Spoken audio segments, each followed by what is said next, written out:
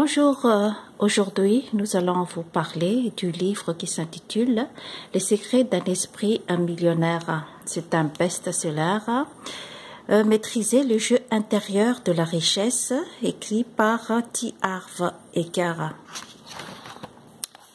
Les secrets d'un esprit millionnaire révèlent le maillon manquant entre souhaiter la réussite et l'obtenir.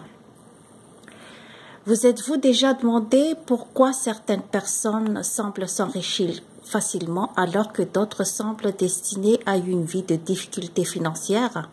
Est-ce une question d'éducation, d'intelligence, de compétences, de moments opportuns, d'habitude de travail, de contact, de chance ou encore de leur choix de carrière, d'entreprise ou d'investissement?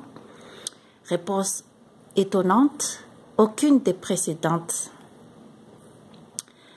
Nous avons tous un plan financier personnel imprimé dans notre subconscient et c'est ce plan qui, pour plus que toute autre chose, déterminera notre vie financière. Vous aurez beau tout savoir sur le marketing, la vente, les négociations, la bourse, l'immobilier et le monde de finances. Mais si votre plan financier intérieur ne vise pas un degré de réussite élevé, vous n'aurez jamais beaucoup d'argent et si par hasard vous veniez à avoir, vous le perdriez fort probablement. La bonne nouvelle, c'est que vous pouvez maintenant remettre en vigueur votre plan financier intérieur afin de réussir de manière naturelle et automatique.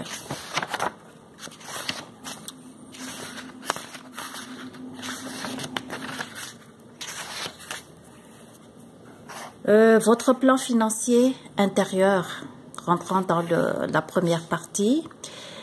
Par conséquent, comme il existe des lois financières extérieures, il doit également exister des lois financières intérieures.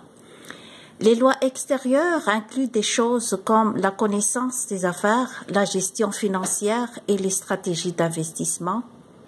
Elles sont toutes essentielles, mais le jeu intérieur est de même importance. On pourrait employer comme analogie celle d'un charpentier et de ses outils. Il est essentiel de posséder les meilleurs outils, mais être le meilleur charpentier qui utilise ses outils d'une main de maître est encore plus important. Et j'ai pour habitude de dire, il ne suffit pas d'être au bon endroit au bon moment, il faut encore être la bonne personne au bon endroit au bon moment. Le principe d'enrichissement, votre revenu ne pourra croître que dans la mesure où vous croirez vous-même. En quoi votre plan financier intérieur est-il important? Avez-vous déjà entendu parler des gens qui ont sauté les plans financièrement? Avez-vous déjà remarqué qu'il y a des gens qui ont beaucoup d'argent et qui le perdent ensuite ou qui saisissent d'excellentes occasions au début prometteurs, mais qui tournent ensuite au vinaigre? Vous en connaissez maintenant la vraie raison. À l'extérieur, on dirait de la malchance, un ralentissement de l'économie, un mauvais partenaire ou quoi que ce soit. À l'intérieur, par contre, c'est une affaire. Voilà pourquoi, si vous en venez à faire beaucoup d'argent sans y être préparé intérieurement, vous risquez de le perdre et de voir disparaître rapidement. La grande majorité des gens n'ont tout simplement pas en eux-mêmes la capacité de générer et de retenir de grandes sommes d'argent et de relever les défis accrus dont s'accompagnent l'enrichissement et la réussite. Et c'est là, mes amis, la raison principale pour laquelle ils n'ont pas beaucoup d'argent. Les gagnants à la loterie en sont exemple parfait. Des recherches ont démontré à maintes reprises que, quelle que soit l'importance de la somme gagnée, la plupart des gagnants à la loterie en viennent à retourner à leur état financier d'origine, soit la somme qu'ils sont à l'aise de gérer. Par contre, l'opposé se produit dans le cas des millionnaires qui sont fils de leurs œuvres. Vous remarquerez que les millionnaires qui doivent leur fortune à leurs efforts et qui la perdent, la regagnent habituellement en un laps de temps relativement court. Donald Trump illustre bien cette réalité. Trump valait des milliards à tout prix, a tout perdu, pour ensuite tout regagner, et même plus en quelques années.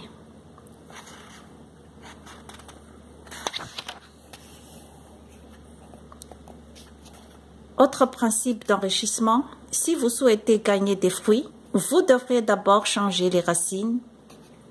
Si vous souhaitez changer le visible, il vous faudra d'abord changer l'invisible. Bien entendu, il y en a qui disent que voir, c'est croire, mais j'ai une question à poser à ces gens-là. Pourquoi vous donnez-vous la peine de payer votre facture d'électricité? Bien que vous ne voyez pas l'électricité, vous pouvez certainement reconnaître et employer sa puissance. Si vous doutez de son existence, vous n'avez qu'à vous mettre le doigt dans une prise de courant et je vous assure que vos doutes s'envoleront en moins de 2. D'après mon expérience, ce qu'on ne peut voir est beaucoup plus puissant que tout ce qu'on peut voir. Il se peut que vous ne soyez pas de mon avis, mais dans la mesure où vous n'appliquez pas ce principe dans votre vie, vous devez souffrir. Pourquoi? Parce que vous allez encore à l'encontre des lois de la nature selon lesquelles ce qui est dans le sol crée ce qui sort du sol, ce qui est invisible crée ce qui est visible. En tant qu'être humain, nous faisons partie de la nature. Nous ne sommes pas au-dessus d'elle. Par conséquent, lorsque nous nous alignons sur les lois de la nature,